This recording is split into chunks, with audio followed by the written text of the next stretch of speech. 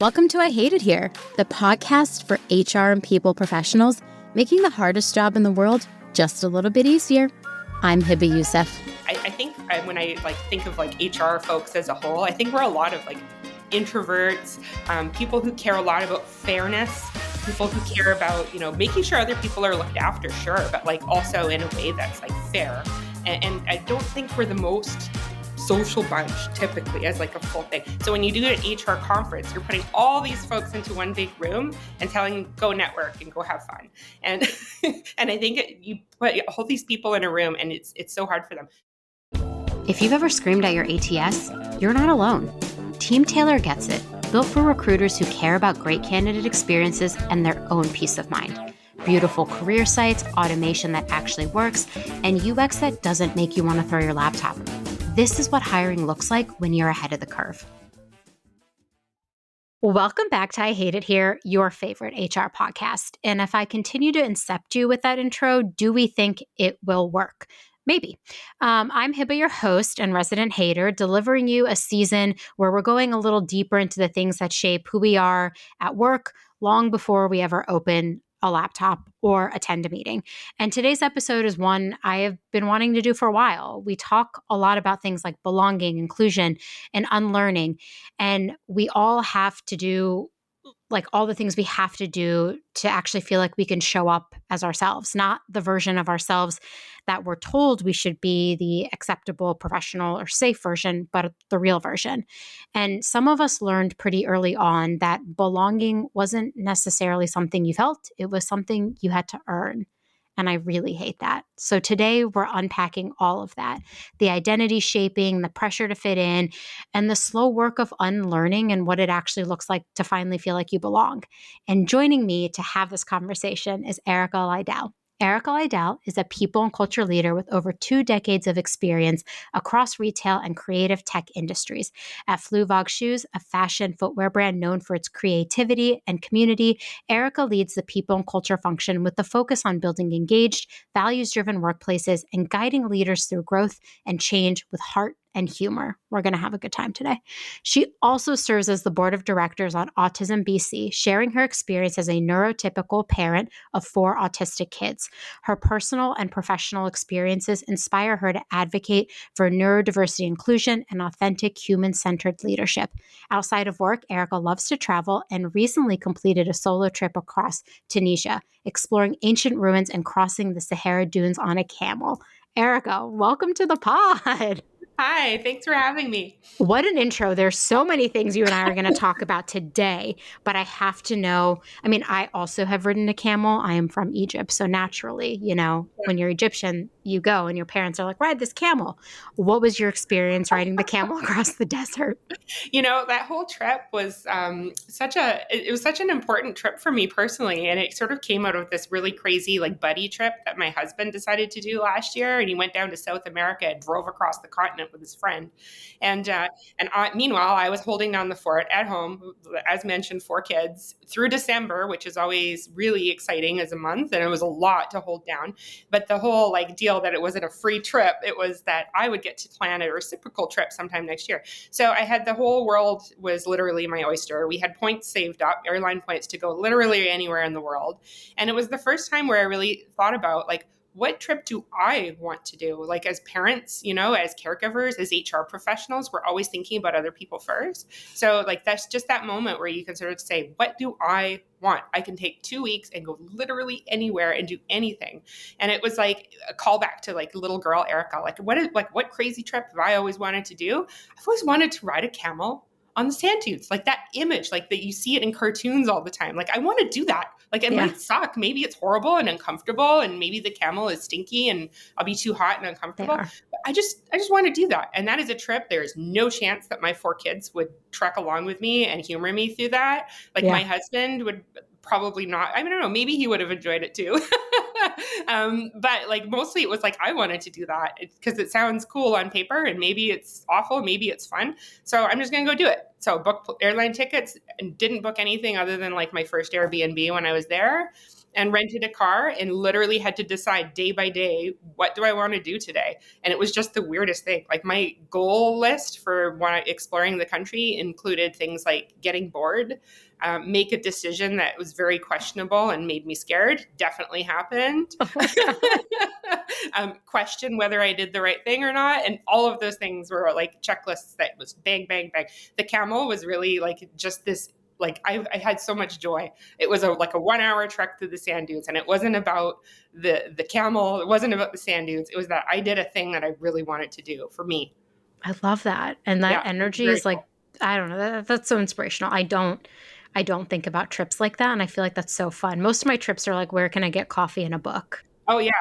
Oh, fully. And I was fully prepared to like go travel to Tunisia. And if I was uncomfortable, it was going to be like a beachside resort. And it did happen. Like at one point, I was on it. Like I was traveling one end of the country to the next and like putting miles down. Like nobody, like it was my job to like get from here to here in a day and see as much as I possibly could. And at one point, I made a really bad choice with I took up a tour guide offer that I shouldn't have. And like he We've was all like, been there. And it was like so much uncomfortable and so much discomfort. And it was like, I should not have done this. And it really scared me. And so when I called my husband that night, it was like, I think I need a resort. Would Yeah, it be so bad if I like booked myself into the Radisson on the beach yeah, in Jerba for a few days? And my husband was like, yeah, like absolutely. I would have go do done it. that the whole trip. Yeah, that's fair. That's fair. Nobody's making you do this except you. We've all been there in Yeah. I don't know. I also have been in a lot of like uncomfortable travel situations where like one time in Berlin my phone died and I had to find a way to make it back, and I Mhm. just like have this memory thing where I can remember how I got somewhere. So I like thankfully was like, I think I get on the train and I go one stop, and it was like nighttime and dark, and it was like my first solo trip I had ever taken, and Yeah. like thankfully I remembered exactly how to make it back to the hostel. And I don't know, those life experiences, I think I having a healthy amount of fear and like Yeah. discomfort can also lead to something just like so beautiful and meaningful. Like that instance always sticks out of my mind, and I always make sure my phone is charged no matter where I go Yeah. by myself. But I mean, like it all takes that one moment. I don't know. I've watched way too many Lifetime movies where I'm always convinced everyone's trying to murder me. So it doesn't Mhm. matter what country I'm in. I'm like, I'm getting murdered. Like that's my always Yeah. thought. And it's probably not a good one to have. So here we go. Maybe it's something I need to unlearn, which is one of the Yeah. themes we're going to touch on in today's Yeah. episode. I'm pumped to be here and talk more about this topic with you. I feel like when we met before we decided to record this episode, it just we instantly gravitated to talking about this, Yeah. and belonging is like so important to me as somebody who felt like she really didn't belong in a lot of places growing up in like a very homogeneous community. I was one Arab kid at most of my schools, and it was just hard sometimes to like fit in. So when did you kind of first learn that belonging at work wasn't automatic, that maybe we had to like shape shift to fit in? Yeah, it's such an important thing. I'm going to talk a lot about my kids, unfortunately. But, I think we talked before about how we try so hard to separate work and life and have that work life balance, but they all mix together. And it's impossible to not take things as a parent or from whether you're a parent or not, from your life outside work It's your and bring it into perspective.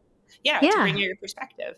So I think there's a lot of overlap there, and my involvement with Autism BC really stemmed from a really important moment in my kids' autism discovery journey, where we were like pre-diagnosis. It's a long process in Canada that could take up to 3 years, just with some Wow. delays in systems in terms of getting an assessment. Didn't know anything about autism. Didn't know if I belonged in that space. If that was what my kid's deal was. Like he was on the struggle bus for sure at school, but we didn't know why. And so we were still pretty early in our journey and trying to figure out like, what does he need in order to be successful? And we got invited to join this Minecraft club from Autism BC. And I didn't know if we belonged there. Didn't know if we were supposed to be there. It felt a little like we were breaking rules because they didn't have an official piece of paper that says we belong. And it wasn't until I walked into that room and my 8-year-old kid took off like a shot. He sat up his laptop next to like 3 other kids. None of them cared what was happening on anybody else's screens. They were just doing what they do and talking about their special interest ad nauseum like they do. And like meanwhile, the parents are all trying hard to get them all set up on the same server. Nobody cared. And like I was stressed about that. I was stressed about being sure if we belonged. But then when I like took a step back, it was such like a huge moment for me because I looked around the room, all these other kids that were just like my kid.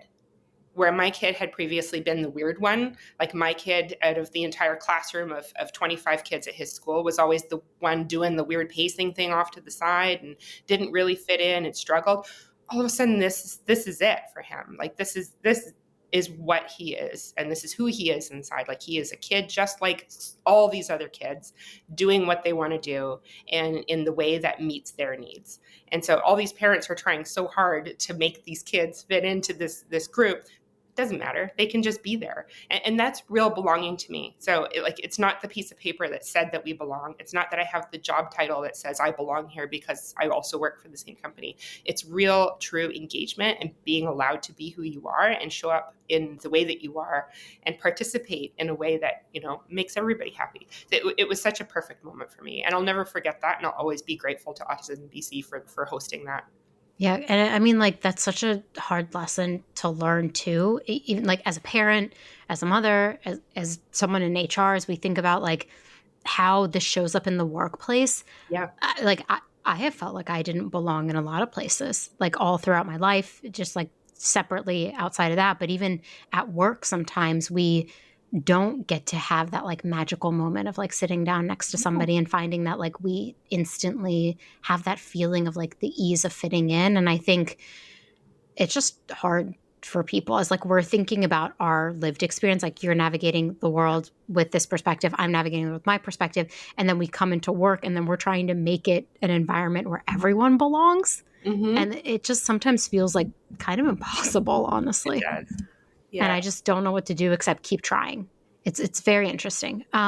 When you were in like professional settings throughout your career, did you ever feel like you had to like dial back who you are, maybe even mask or mute in some professional settings? Yeah, masking is a term that gets used a lot in neurodivergent circles because it's something that's primarily, not always, done by women who are autistic when they're presented with social situations and they really feel like they have to put on this mask. I've gone through a whole journey of trying to discover if I am also autistic. It's very heavily genetic, and so I kind of went through this once I started getting all of the kids assessed, realizing it's all of them, and it actually occurred to me that I'm actually not. And understanding that and realizing that my experience is so drastically different than my kids in their various types of ways that they fit on the spectrum has been really instrumental. So that self-discovery journey of understanding that like things are not as hard for me as they are for other folks, and understanding that that's how my experience of the world is. Like one thing it got me thinking about professionally is like conferences. Like how many HR conferences do we go to? I think when I like think of like HR folks as a whole, I think we're a lot of like introverts, people who care a lot about fairness, people Yeah. who care about making sure other people are looked after, sure, but like also in a way that's like fair. And I don't think we're the most social bunch typically as like a full thing. So when you do an HR conference, you're putting all these folks into one big room and telling them go network and go have fun. And and I think you put all these people in a room and it's so hard for them. The very first time I went to a big HR conference, the big one that happens in Vancouver annually, I had this like narrative that I'm a shy person and this is going to be really hard and networking is stressful, but Erica, you got to go in there, you got to network. And I walked into that room and realized that it's a bunch of people that like me that are consider themselves introverts or not, but that everybody's in the same boat and we're all here like with this goal of meeting other people and goal of networking, and it's really really hard to put yourself out there like that. And when I realized that it was not as hard for me as it was for other people, it's always my mission every time I go to conference to make other people feel more comfortable. So like I'll go around and find like the solo HR person who's there by themselves and like pick them up. You're like, hey, you look like do you have someone to stand at this table with and eat this cocktail awkwardly? Nope, let's go together. Like and I've made such valuable friends doing this, and I've made such amazing connections. The last time I went to conference this year, I realized I was standing at this cocktail table. I think there was about 10 to 15 people all around this table. And they're all my team of people that I've picked up over the various years of just like introducing myself, saying, hey, this is awkward. Like, let's go be awkward together somewhere. Like, let's go grab a drink. Or do you have anyone to sit with? Are you going to this session? And just like collecting people like that. And they're all exchanging cards, exchanging information, like having a good time and belonging, and like finding belonging at an HR conference shouldn't be so hard. Like we are people who are there to do that job, but like you put them all in a room together and we're still human beings and we still need that sense of connection, and it's difficult for everybody. So I think you really just need that catalyst person to really open the door, and it's hard to remember that often falls to HR. Yeah, it's so funny you say that you think most of HR are introverted, because I was Yeah. like, really? I think most of them are extroverted. And then I'm thinking back to every conference I've ever been to, and there's been a point where every single person I know at the conference is just like, man, I don't want to talk to a single other person. And I'm Yes. like, maybe we actually are. That'd be like an interesting poll. If you're listening to this episode and you have a take, HR, are we as a whole extroverted or introverted? We want to hear. You can DM me on LinkedIn. I will read responses later. But it's such a good point, because we are always thinking about everyone else, that I think a lot of us are just like, how do we actually show up as ourselves in any of these environments? Everyone's always like, oh, our HR conference is like wild, or all of you like finally letting loose because like there are not any employees around. And I'm like, maybe, but like also we all still represent organizations where we can't necessarily be wild still in public settings. Like maybe Yep. not. It's really interesting. I think like masking is so fascinating to me, because I thought in the past I had masked in certain environments, but like as I'm also still understanding more of myself and how I show up, I think maybe I haven't. Maybe it has, I do think it has been easier for me in certain situations than other people. And I think having that perspective that you were sharing about like trying to get your children diagnosed and then also trying to understand yourself and then how we show up is just really interesting perspective. Because I think like we all sometimes build this narrative in our head that like we have it harder than everybody else. But I Hmm. loved that you thought about it in the sense of like, it's actually not harder for me to do these things. Yeah. And I think that's like really beautiful. And as I was thinking, like, do I mask? I'm like, I don't think I do. I Hmm. don't. And I think like that perspective is really, I don't know, interesting and beautiful for me. Like I did an episode last season with Tamika Allen about neurodiversity in the workplace. And I think at one point she was like saying things and I was like, I think I behave like that too.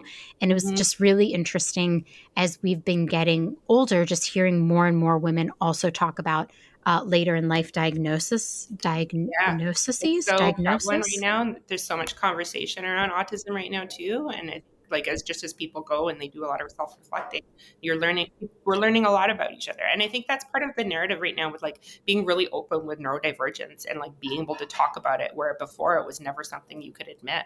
And so like breaking that silence on like how it's okay to be neurodivergent, and it's okay to understand more about yourself in ways that you may not have realized. And I think I shared this book with you. It's called Nowhere Girl. I'm literally holding it up on the screen, everybody. Nowhere Girl by Carla Ciccone, Ciccone. If I butchered that, I'm so sorry, Carla. But it's all about how women are getting diagnosed later and how like contemporary ADD when we were growing up in the 90s was really reserved for like hyperactive white boys, and how it manifests differently in underrepresented groups and others. And I thought this was such a brilliant read for me as I was like trying to understand myself and how I show up and like maybe where on the spectrum I fall too. So like it's been really interesting also hearing from a lot of friends who are getting later in life diagnoses, mostly women.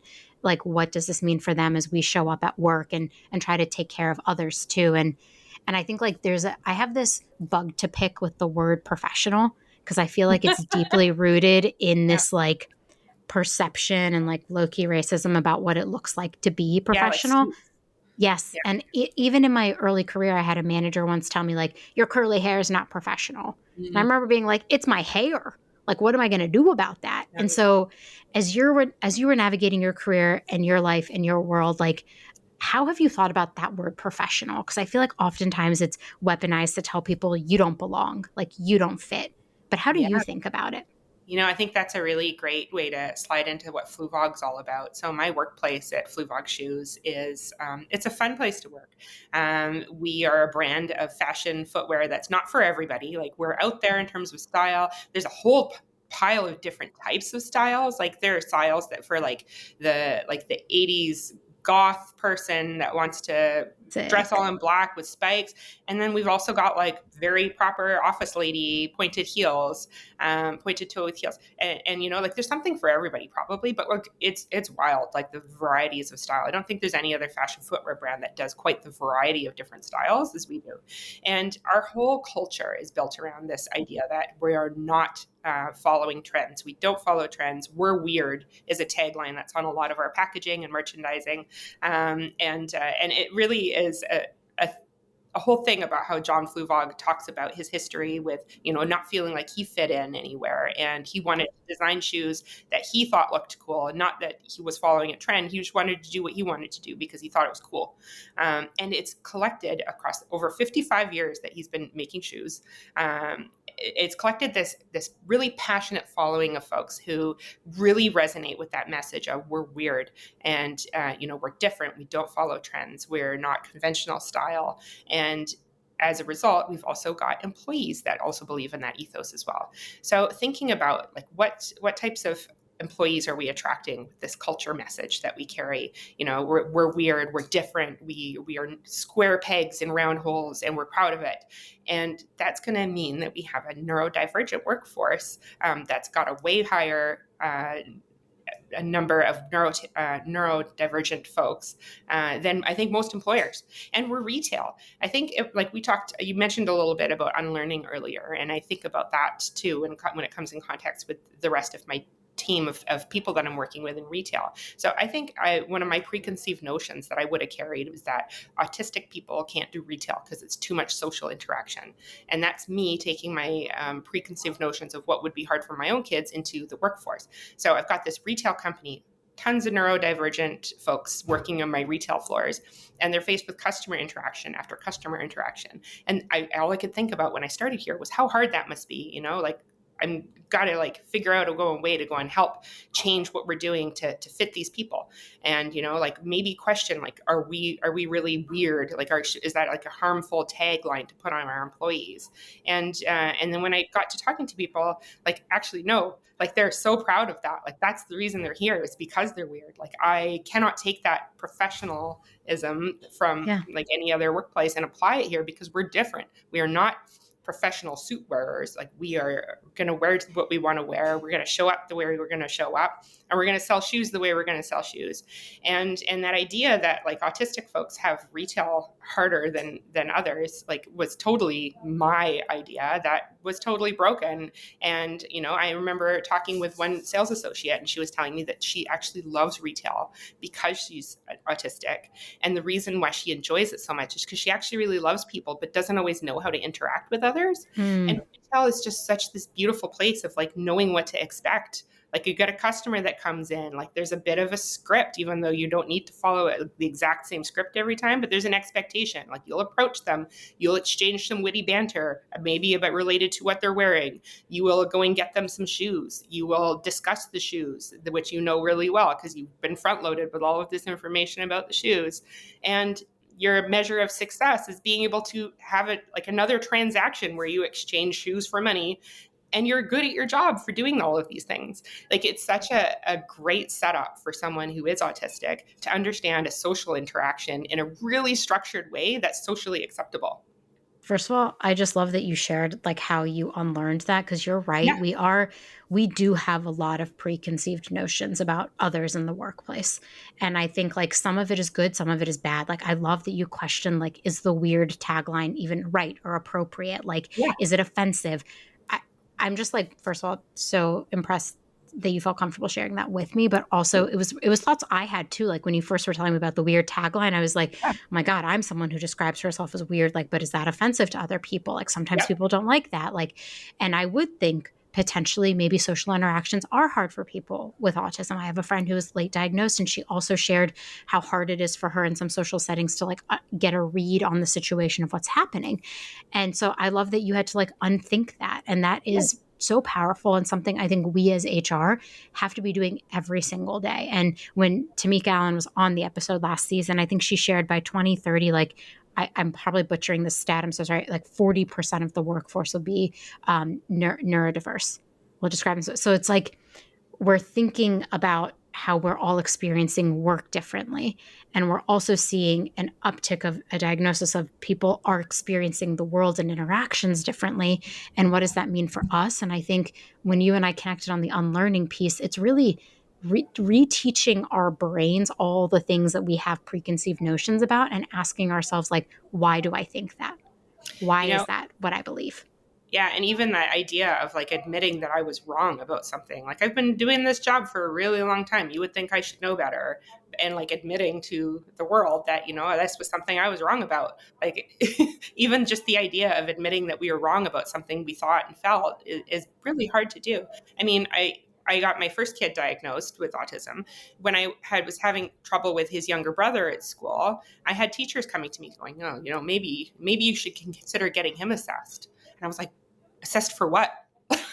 Like, well, he's not like his brother. Like, obviously, he's not autistic because he's different than his brother. I know what autism looks like. And the teacher said, respectfully, once you know one autistic kid, you know one autistic kid, they're not all the same. And like, I had literally said that to other parents. And Yeah. just the idea that I had to reflect back on my own situation and look at my whole spread of kids and apply something different and like unlearn what I thought I knew about autism from my first diagnosed kid to the next one. And then I did it again. And then again, like the fourth kid we got diagnosed, it's actually my oldest. So like, why did it take so long for me to recognize what seemed to be obvious to admin and staff and all of this kind of stuff? It's because it's so different. And that's the thing that I think is going to make that challenge that you said about how do we manage like planning our workforce around so many different types of neurodiversity. There's no one approach. And I think that's what makes it feel so impossible sometimes is that idea that, like, well, okay, we're going to prep our workforce to be ready for autistic folks. And it's like, well, you could do it for one autistic person. Like if you're going to set things up this way, that might work for that person. Maybe it doesn't work so well for the next one. Most ATS tools feel clunky, cold, and complicated. Team Tailor makes it feel effortless. Built for modern hiring teams, Team Tailor combines drag-and-drop workflows, branded career sites, and smart automations that save hours without sacrificing the human touch. Because every candidate interaction, yes, even those rejection emails, shape your employer brand. Team Tailor helps you make those moments count.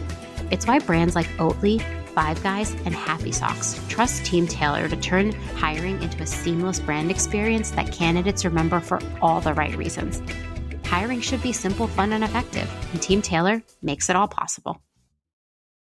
It's why I think belonging is one of the hardest things to figure out as an HR person, because what makes one person feel like they belong, what makes one person feel like they're supported, it necessarily doesn't work for everyone else. And it's that complexity of work, honestly, that I think is so overwhelming at times to overcome. Like, how do I do this? And I don't think, like, Erica, to be frank, I don't think you and I have all the answers. We can Yeah. say what like kind of works for our organization, but that doesn't mean it's going to work for every single person's organization who's listening to this. But I think it uncovers the fact that we as a function, and I think as a society, have a lot of unlearning to do. And I think the more people that are willing to question their perspective or why they believe something, the stronger we get as practitioners and as a function that can potentially build workforces that really feel like they belong. But I think it's like the never ending struggle, like constantly. Talk to me a little bit about, what does belonging really feel like for you now? You as an HR person, you as a mother to four autistic children, like what does that really feel like for you? That is a good question. I've been thinking a lot about that and trying to figure out what it means to belong to a group. Yeah. Um, I think again, thinking about like my parenting journey along with the work journey, I think it has a lot to do with like believing each other and Mm. trusting, your perspective on things is real and valid. When somebody says that something is hard for them, like I think it's really easy to dismiss that and say, oh, Yeah. well, you're telling me that's hard for you. Well, it's actually not very It's hard. so easy for me. it's so easy for me. Like it's very easy to just dismiss something like that very quickly and say, just because it's hard for you, like, well, it's not that hard. You just have to do ... Like we Yeah. talk a lot in the office about the just. Why don't you just ... Mm. Because it comes up so much. Like Fluvog is a big international company, and we've got these ideas for campaigns, and like the marketing team here, well, why don't you just ... But like the just, it like involves like a whole expertise that Ah, we're missing. yeah. Like Erica, why don't you just ... And with your employee handbooks, it's like it's just me. I don't That's know team of what one. team. Yeah. Like I'm gonna Yeah. and it's the same when we're dealing with people on an individual level. Like we say, why don't you just ... after they've shared with you something that's genuinely hard for them. I think it's a really hard thing to get past. And when you're talking in a one-on-one situation, and to just place your mindset in an area where you're just going to believe what people tell you. And the truth can be different too. And I think that belief thing is really hard to go and stretch when you're hearing two different sets of truths from different people. And so I think that's what belonging is that, when you share something with somebody, that you're believed, and that you build trust with different people, depending on like your expertise level and, your lived experience with different things. Like one really amazing group of people that I did not expect to find myself participating in, belonging in, and feeling like this amazing sense of community is actually home learning parents. So like with my kids' interesting journey through trying to fit in at school, we by accident on purpose discovered the home learning community here in my area, and they're the most amazing, supportive, neurospicy all over the place group of parents and kids that you could imagine. And it's because they've had to create something that didn't exist because the regular space wasn't working for their non-regular families, whether that be because of neurodiversity, because they like to travel and they don't want to be bound by brick and mortar, whatever it is. It's just really created this organically accepting group of folks who genuinely care about what each other is doing, and absolutely accept that, I'm doing this. I am doing home learning because I quit my job and I'm going to homeschool my kids and I'm going to teach them everything. That doesn't work for me because I love my job and I love shoes. So here I stay.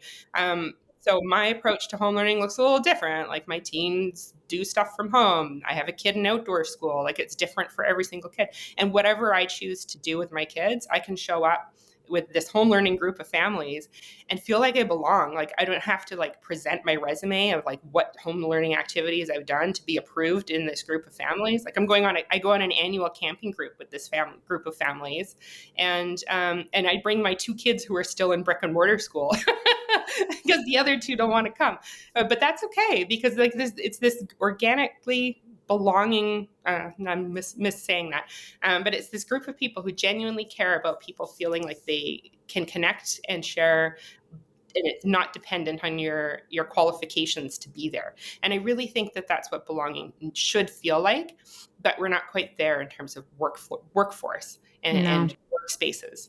I think it's interesting, like you brought up something that it contributes to belonging. It's that shared experience you have that's so similar.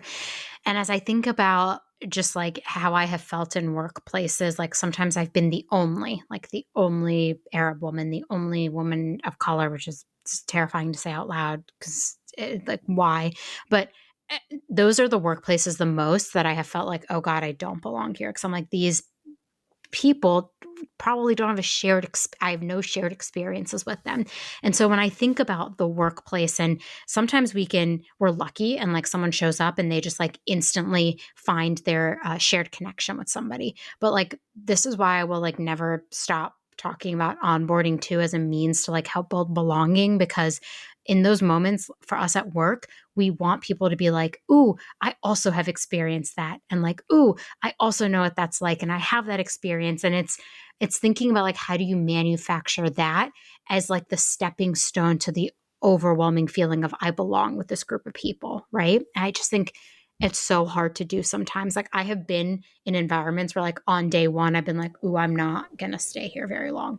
Because I Mm. just like know I'm like this isn't really for me, but I love that you found that group that has the homeschooling experience, and like that's what's bringing you two together. You all understand the struggles that you're going through, and I think building that experience, like you said, it does have a long way to go at work. Because Yeah. I mean, I've been the only in so many rooms, and I'm sure many listening here are the only in their current environments, and it's really hard to feel like you belong when like your experience is so radically different from everyone else's. Yeah, it's so true. The other thing I'm thinking about when you were talking about that shared sense of experience, like our customers at Fluvog are amazing people.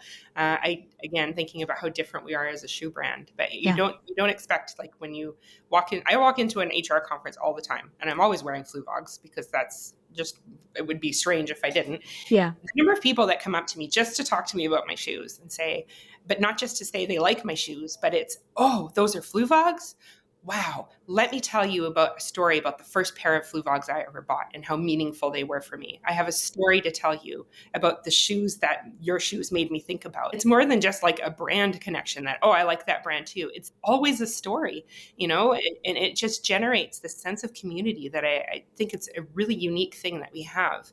And I'm not quite sure like where it started, if it was just John with his ethos of being so different, or if it's just that we hit on a certain style that works for different folks. But it's really got this passionate, amazing group of customers that care so much about each other. We have an annual gift giving exchange that happens just within our customer base. We don't make any money off of it. Staff are doing this off of the side of their desk. I think we've been doing it for I think 8 years, 9 years. They're gonna probably correct me on that at some point. But we've been doing it for a phenomenal number of years, and it's thousands of people that participate in this gift giving exchange for no other reason other than just they found like their flu family at Fluvog, like this shared community of people who believe the same things that they do, like love the same things they do, care about other people, and care about community. Yeah. That connection is it's so powerful. And we like I've read all the stats about like loneliness in this day and age, and how the pandemic really exasperated our overall like loneliness as a community and connection. And like we think of belonging as, it's just like this thing that we're trying to achieve, but y'all have done it through like the gift giving program. Like people have found other people who like cool and interesting shoes with them. And I feel that same way. Like I think for me, it's around like books. Like I know if I can recommend my favorite rom-com, my favorite fanfic to a person, like I instantly know like I might belong in this group of people. Yeah. And I don't know, I just feel like I've been chasing it for so long, and it's not surprising to me that I ended up in HR, honestly, because I keep thinking about how do I build environments that could work for me or could work for others who are like me or could work for people who are completely different from me. Like how do we build that sense of belonging? Probably because I, again, back to like my earlier childhood years, I didn't feel like I belonged in a lot of spaces. I didn't Yeah. feel like there was a room I would walk into and instantly be comfortable being myself. And so I think I'm always chasing that, not only for myself, but for all my employees too. And I hate the idea that somebody has to assimilate to belong. But I Mhm. feel like often we build a lot of processes that kind of like force our employees to assimilate instead of thinking like, how do we actually include them? Yeah, recruiting is probably the place that shows up the most. Like Yeah. that we all sort of are prepped for understanding that when we're screening candidates, when we're interviewing candidates, that you're more likely to hire somebody if they're more like you. Like it's Yeah. that like me thing. Yeah. And Yeah. it's a real hard thing to break from. Even if it's not like you're thinking about the person that hire might replace. And you either want them to be just like them if they were good at their role, or you're comparing them against what things you don't want them to be like. It's really hard to fully truly accept that you're hiring for diversity or hiring for a personality fit that's not like the rest of your team for the purposes of getting new points of view. So it's a hard thing to explain to hiring managers as like a recruitment lead that, maybe consider this candidate even though you don't think they're a right fit. I mean, that's the thing that drives me crazy when we're like recapping candidates, like not the right fit. It's like, I don't understand. What do you mean not the right fit? Oh, we didn't gel in the interview. Mm. Yeah. I hate that. Like I just got activated because I was like, I hate that. I hate when that happens. I describe it as like two canyons. You know, when you have to like everyone imagine this. You're jumping from canyon to one side of a canyon to the other side of a canyon. When the person across the table is more similar to you, the jump you're going to make is smaller, requires less energy, less effort. When the person across the table from you is radically different from you, maybe they belong to a different group, depending on group can be so many things, ethnically, religiously, sexual orientation wise, neurotypical versus neurodiverse.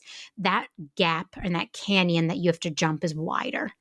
And I think for hiring managers, like trying to teach them that, I do think is like the hardest part of our job sometimes, because it's like that right fit thing really irks me, because I'm like, I could care less if you and that person are exactly identical. The thing I care about most is that they can do this job. Do they have the skills to do this job? Yes, no.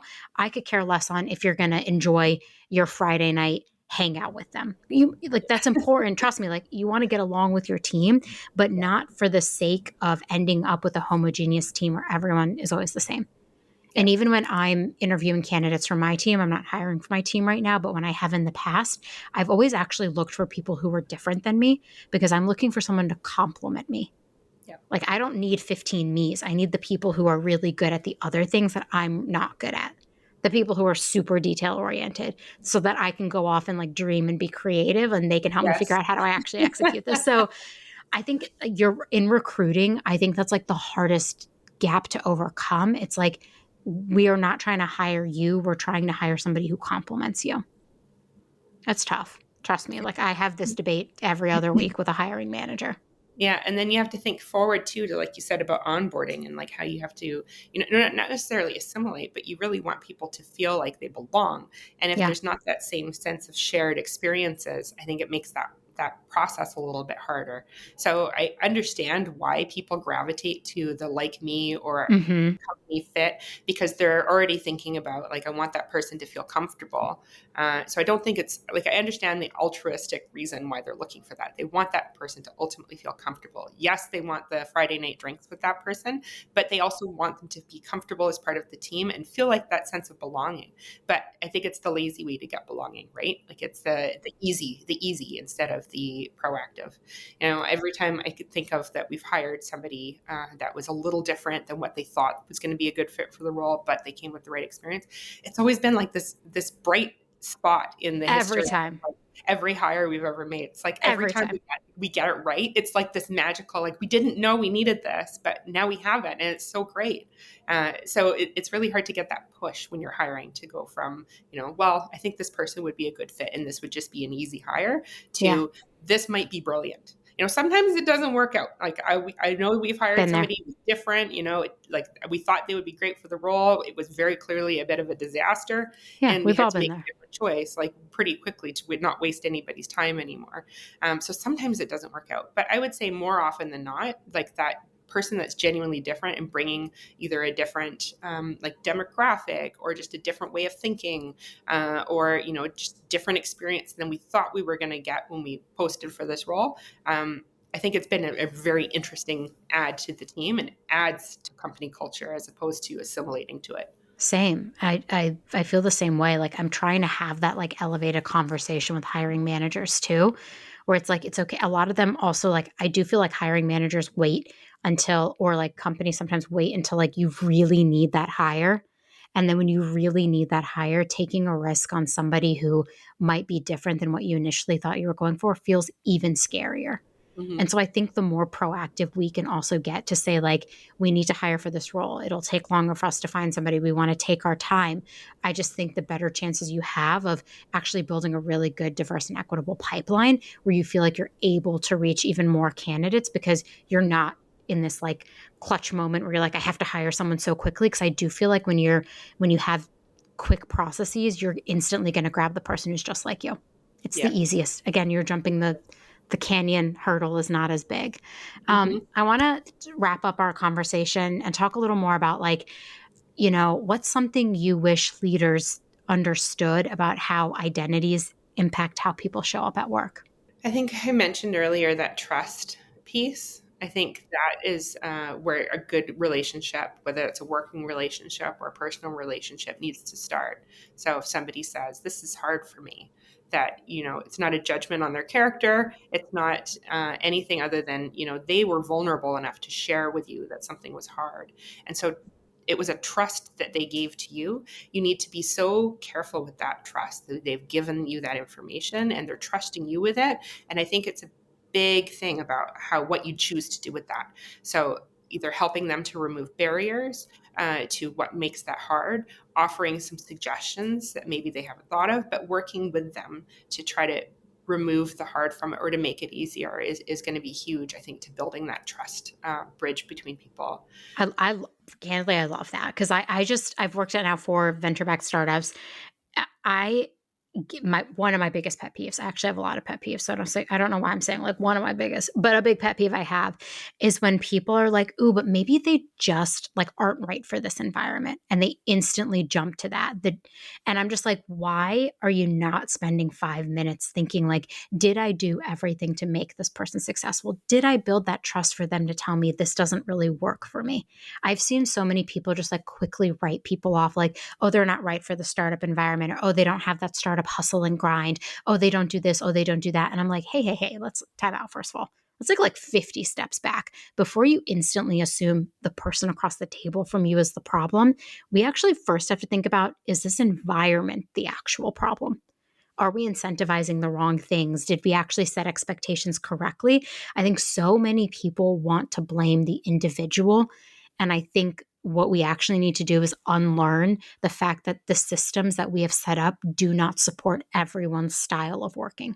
What you and I have been talking about this whole episode, we had to unlearn that, like, this right profile is the right thing for this role, or this person will fit perfectly here. Like, we have to, as a society, wow, that's dramatic, but I think unlearn all the things we thought we learned, we thought we knew. Because I just think we try to fix problems by assuming that the people are the problems, and we should be spending more time thinking like, is the system the problem actually? I know HR likes answers that are clear and structured, and Yep. like we like systems, we like policies, we like forms, but Yep. we also, I would think, all agree that I think HR's favorite words are "it depends." You Yeah. know, Yes. and I think it's such a good fit when it comes to like how do we execute belonging better in our workforce. Yeah. It depends. It Depends. literally depends. It's individual. It's individual to each individual person that we hire or choose to bring onto your team, or that already have. Like, I guarantee that there's workforces out there that have tons of people that are still not sure if they really fit in, not sure if they're the right company fit. And it's like, you're Yeah. already here. Like, of course you're the company fit. We already picked you. We already picked you. Yeah. Yeah. So you're already part of it. And it's hard to think about like people not feel like they belong within your own workforce when, especially if you're in a job that you really like, and to hear that people are having a hard time is really hard. And you want to figure out what you can do better, but there's never like a policy that you can write about, like No. make your employees fit in better, do Yeah. X, Y, and Z. It's like it's almost so, it has to be so intentional and like baked into like kind of everything. Like, belonging isn't just to me like a, you show up and suddenly yes you feel it or no you don't. I actually think it's like a day by day thing, but I do think those like first 90 days, even like in the recruiting process, that's where it really starts, where you can begin to say like, we're weird and you'll fit in here, Hmm. we're eccentric and you'll belong. Like, even in the recruiting and screening process, the goal is to make the candidate feel like they're selecting into something that they feel like they would be successful in and belong in. And I don't know, like it just occurs all the time. Like, I haven't gotten far enough in an org where like 3 years and I'm like, do I belong? It's usually I feel it from like the first few days. Hmm. I've been in places where the organization has changed. I mean, out Yeah. of necessity, sometimes they've grown, they've had to contract, values change along the way. You get a new CEO who's got setting a new direction. Like change happens in organizations all the time, and you can't help but question whether, you're on board for this change or not. Yeah. Are you all in for this big strategy change, big shift in direction? Or, do you need to find somewhere else? I think we question that all the time. And I think it would be surprising if people didn't. Or maybe they're just not paying attention, but Yeah, I think maybe. it's important to always question, whether you belong where you are, because I think it's part of that reflection of yourself, right? And your identity. We're becoming different people every day. Every person like changes and grows. You experience growth every time you go through something uncomfortable. And I think it's important to always question your own identity and decide for yourself whether you want to continue to belong, because it's a choice of yourself too, right? Yeah. Now that you're saying that, like I just said, I haven't questioned that 3 years in. That's probably one because Mhm. I have only worked at 2 companies for longer than 3 years. Typical millennial over here. Usually I leave within a year because I don't feel like I belong. I'm like, I'm out. This is not for me. Right. But you're right. I have in one of my previous 3 year stints, I was like, what am I doing here? Like this is not values aligned with me. So like I cannot stay here. And I want to retract what I said before. Like I have actually like rethought about it. Like I'm You gonna just unlearned unlearn. I something. just You just unlearned unlearned. it. Love that. I'm such a dork. But no, you like as you were saying that, I was like, wait a minute, I have been in that exact situation. What am I doing saying I haven't? But it's Yeah. just so interesting. You're right. Every day we're becoming something else too. And Yeah. there are times where I think I'm like the perfect HR leader for an organization, and I know there will be a day where I'm like, I don't know if I'm the right leader anymore. Like I love that like build and experiment phase. I might not be the HR leader for a 2,000 plus company that's very set in their ways. I think Hmm. that would bore me, candidly. And so I think that's the other thing too, is like HR leaders that we need to remember. Like, yes, our employees belonging is super important, but us feeling like we belong in the org, that we can serve it the way we want to, is also super important for our own Yeah. It's belonging. two ways, you know? Yeah. Forget about that. But that's what this episode's all about. Erica, this has been so fun. Thank you for spending an hour with me and sharing so much of your life, the adventures you've been on, the learning you've done, the unlearning you've done, and for giving me the space too to also unlearn live with you. You're welcome. I deeply appreciate you. For people looking to get in touch with you, what's the best way they can find you? Like what platforms are you hanging out on? Mostly LinkedIn. I'm on LinkedIn, so I All of not. us are. Yeah, I think we're I all gotta kind of there. I gotta stop asking this question because everyone is like, hey, I'm on LinkedIn. I'm on like Yeah. where else would I be? I'm like, okay, I don't know. Like maybe you're like on TikTok a lot more. Like I You just know, that Tunisia trip, I had to yeah. have a friend walk me through how to use Instagram, because my friends wanted to see pictures and they had to show me how to use it. I had no idea how to put a reel together until that trip. And it was like, that was like my job while I was traveling, was to put this Instagram reel together. But now that that's over, I'm definitely not going back. That was I'm hard. You were like, I'm just catch me on We're done LinkedIn, now. please. That's where Yeah. I will be. This has been such a fun conversation. I also don't know if I know how to make an Instagram reel, but I know how to make a TikTok. So I feel like that is something that I learned today. This has been so fun. I hope I have you back in the pod, and I can't wait to also get my first pair of Fluvog shoes. Like I'm excited. Love Could it. find something for me. I always have found the shoes to be so unique and interesting. So like this might be my like nudge to go get a pair. Erica asked me on like one of our calls, like, have you heard of us? And I was like, yeah, I like interesting and unique pieces. Like I'm a collector of sorts. I'm like, I want cool shoes, cool bags, cool tops. So like maybe this is my nudge. I need to go get a pair of Fluvog shoes. I Here we hope so. go. Here we Please let go. me know if you do. I sure will. Thank you again, Erica. Thank you. Bye. Thanks for tuning in. Keep up with all the latest HR resources by subscribing on Apple, Spotify, Google, or wherever you listen. And if you love I Hate It Here, tell an HR friend. I'll see you next time.